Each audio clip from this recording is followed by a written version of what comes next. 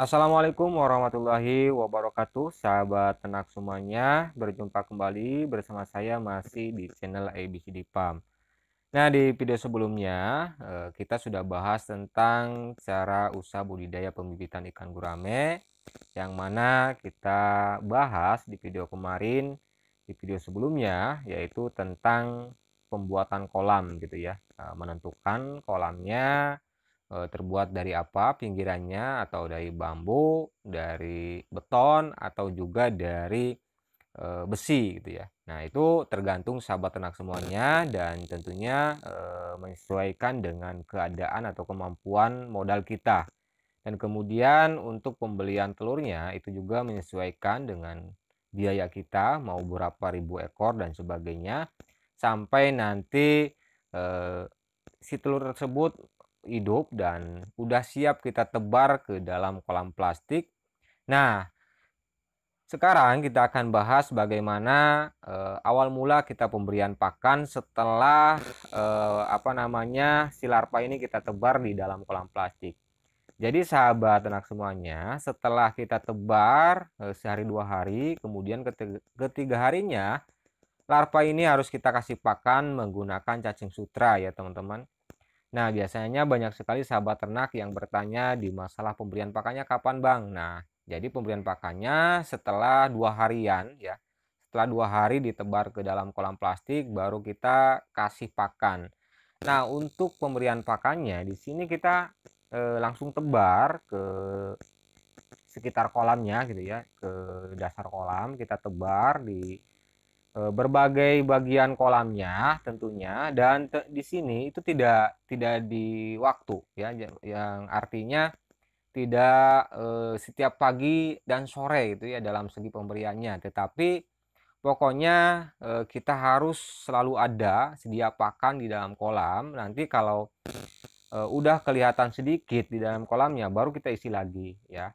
Jadi itu terserah sahabat semuanya, kalau mau beli untuk 1 minggu ke depan. Nah, nanti setelah 1 minggu kira-kira udah habis atau belum. Kalau udah mulai mau habis, nah sahabat harus memberi pakan lagi ya. Nah, seperti itu. Jadi enggak pagi dan sore teman-teman, tetapi harus full pakan, dalam artian di dalam kolamnya harus tetap tersedia cacing gitu ya, jangan sampai kekurangan.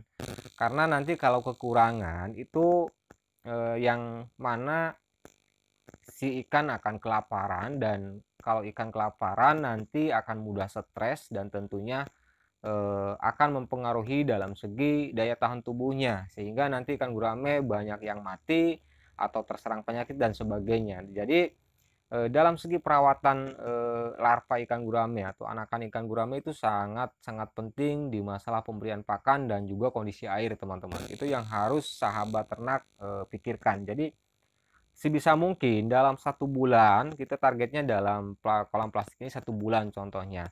Nah, itu dalam 1 bulan itu jangan sampai kekosongan pakan ya teman-teman. Jadi harus full pakan, harus selalu ada cacing sutra di dalam kolam tersebut. Jangan sampai kosong sampai nanti 1 bulan atau sekitar ukuran 1 sentian. Nah, seperti ini teman-teman. Ini adalah usianya pas 1 bulan dari penebaran, dan ini ukurannya udah mau mencapai 1 sentian per ekor.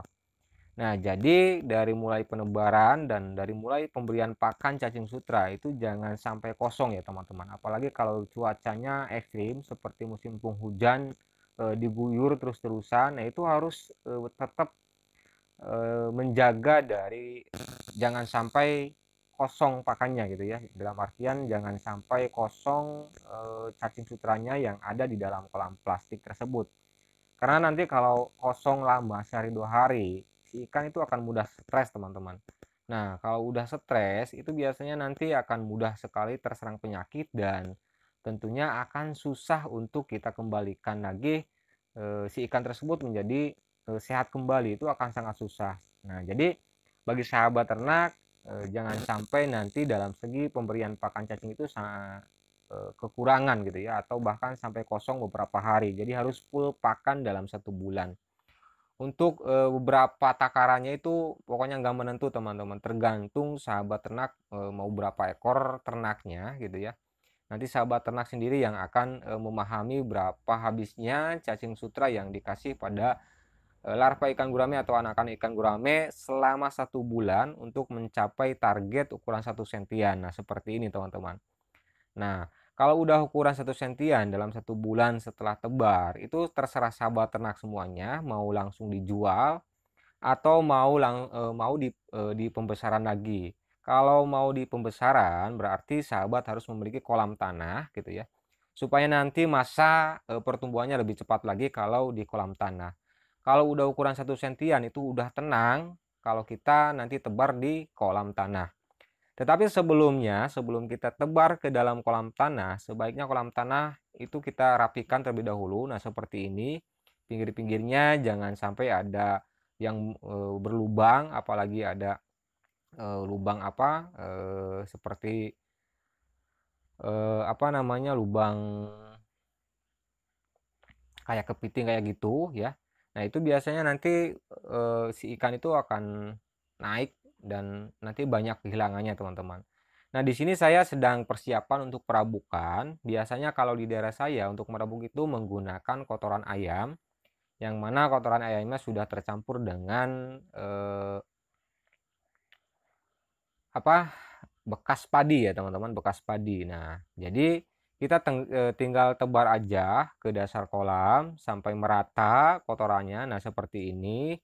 Nah, setelah nanti kolam ini udah kita tebar menggunakan kotoran ayam, baru nanti kolam ini kita tutup saluran airnya untuk pembuangannya sampai nanti kolamnya terisi air dengan penuh dan kita diamkan selama 10 hari, teman-teman. Jadi setelah perabukan jangan langsung ditebar ikannya. Kita tunggu selama 10 hari sampai nanti di dalam kolam tanah ini banyak sekali pakan alami gitu ya, seperti kutu air, jentik nyamuk, cacing dan sebagainya. Nah, baru kita tebar ke dalam kolam tanah ini, teman-teman ya. Setelah nanti 10 hari direndam menggunakan air.